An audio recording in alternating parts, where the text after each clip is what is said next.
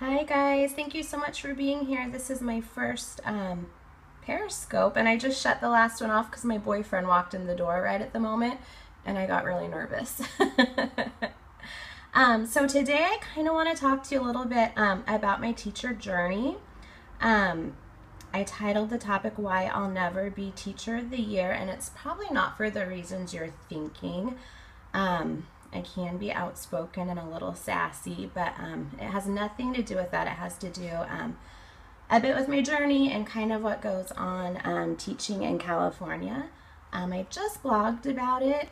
I titled it Why I'll Never Be Teacher of the Year over at Easy Teaching Tools. That's where I blog and kind of talked about my journey and then a little bit of information for any of you who are going through the same thing. So I'm going to flip this around. Oh, how fun is this? So like I said, my name's Kristen and I teach in California. I blog at Easy Teaching Tools. I have been teaching, this will be my 10th year, so now I kind of feel like I have a little more credibility when I talk to parents at back to school night. So what I'm going to do, I'm probably going to answer questions at the end. So here's kind of where I got the idea. I guess in May we were having, like our monthly school assembly, and they were doing Teacher of the Year announcements. And one of my teachers who teaches next to me, he was joking and said, "Oh, I'll never get that," because he's the union, not the union president, but one of the guys, up in the union. So he doesn't make a lot of friends that way. And then I joked, "Oh, well, I'm never going to get it either because I have had to move so many times." And here in California, here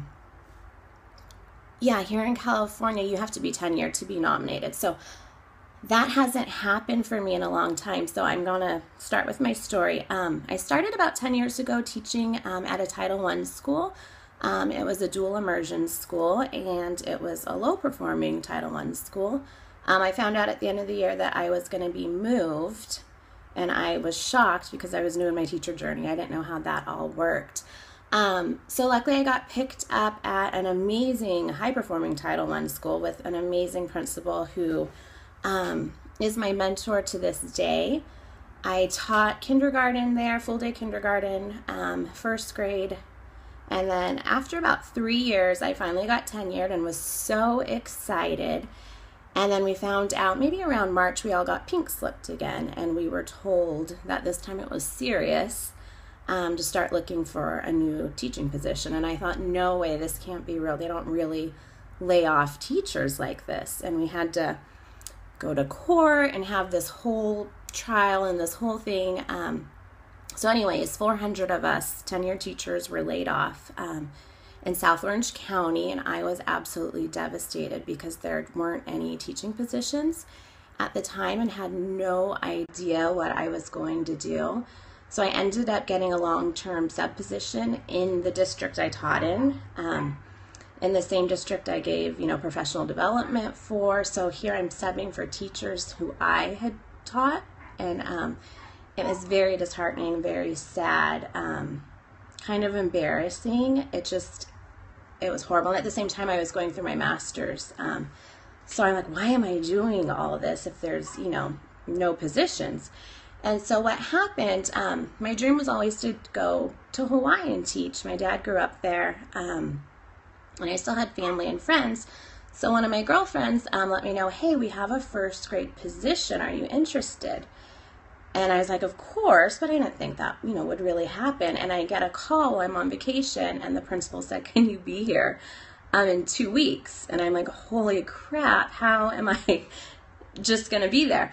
And so I did. I ended up packing up all my stuff. I moved over to Hawaii. I had 2 boxes of teaching stuff and clothes and luggage, and I get there, I did a vacation rental for a few days, had a rental car, and it was the scariest thing, but the cool thing of it was that I just did it, and I didn't have anything holding me back. It was really tough teaching in Hawaii. It was very different I don't know, just very, very different than California. But I got to live out my dream for a year. I had an awesome, awesome beach house that was way too expensive for me, right on the water. So I'd take my dog every day, and I'd go have my glass of wine, and he'd run around, and it was pretty awesome. But I really, really missed home, so I came back. One of my girlfriends was teaching in a really prominent community in Orange County, where there are a lot of reality shows based. And so she said, hey, this is your way in the door. So I took an aide position, which was, I wouldn't say devastating, but it just was really hard coming off of just earning my master's in reading and being a reading specialist and a teacher, and being an aide where I'm, working with reading groups and making copies for teachers and doing all of that stuff. It was the saddest thing. But I figured, well, what the heck, this is your way in the door. The superintendent told me she knows I'm overqualified, but stick it out for a year. And I did. And I interviewed with them over the summer, and I was like, I totally got this. And then 2 brand new teachers who had never taught before got the job.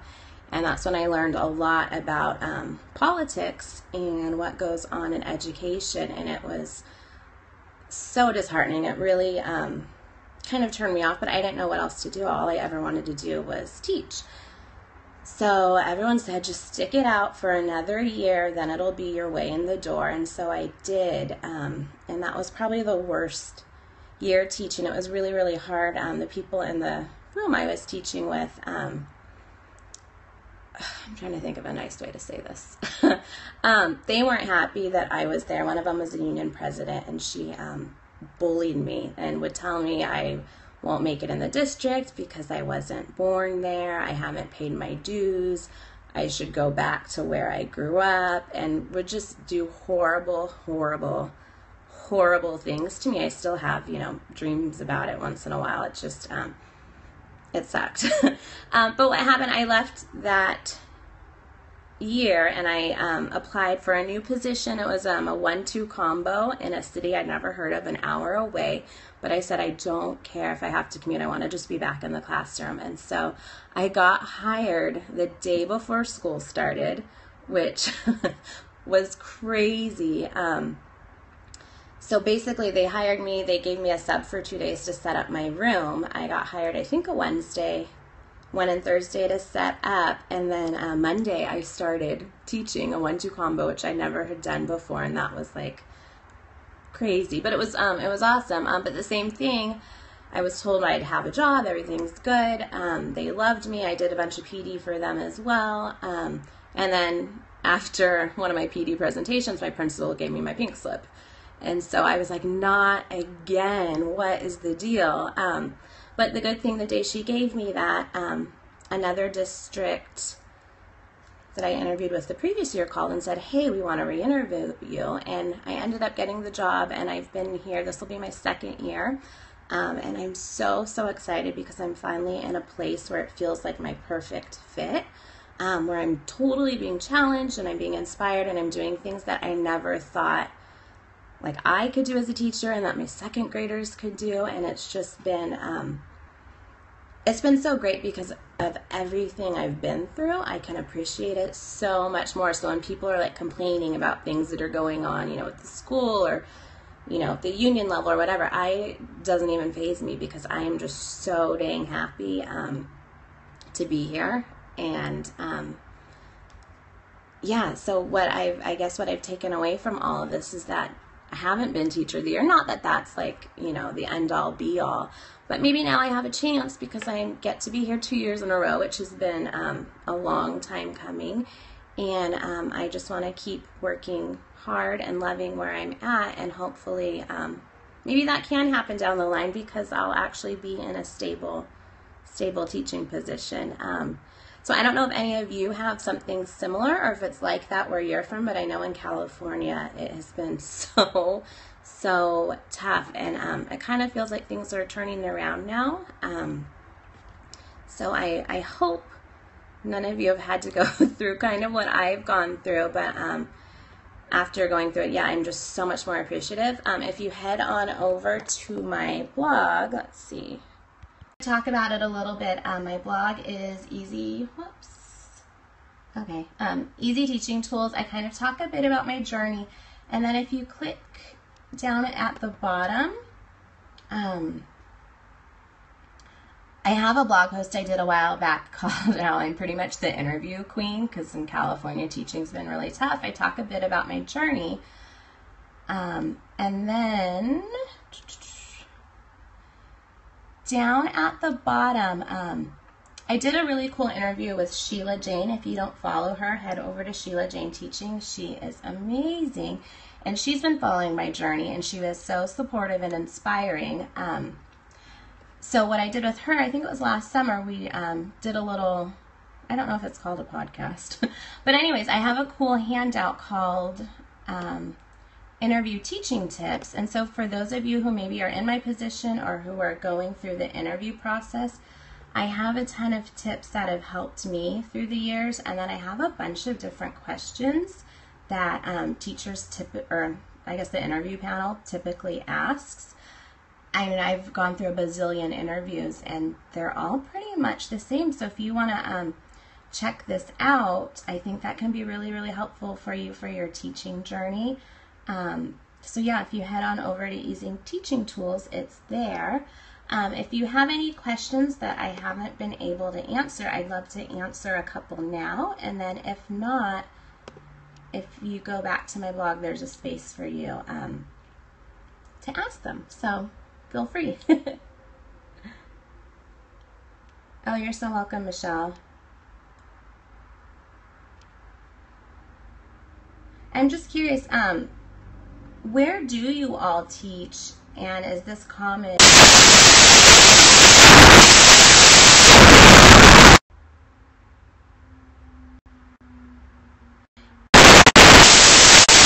Politics, but the positions I've gotten, I haven't known anyone. I have no idea how I got my foot in the door. So I think there's a mixture of both, but I think these interview tips really, really can help you. So I would definitely give it a try.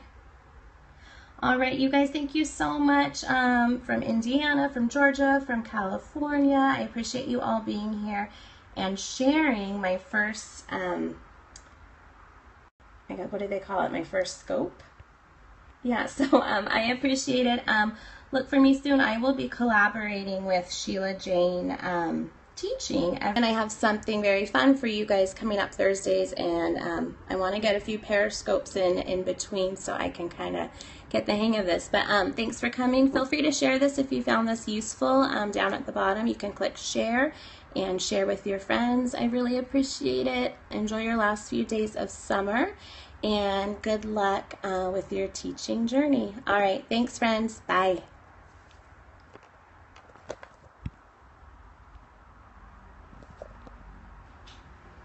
Turn this off.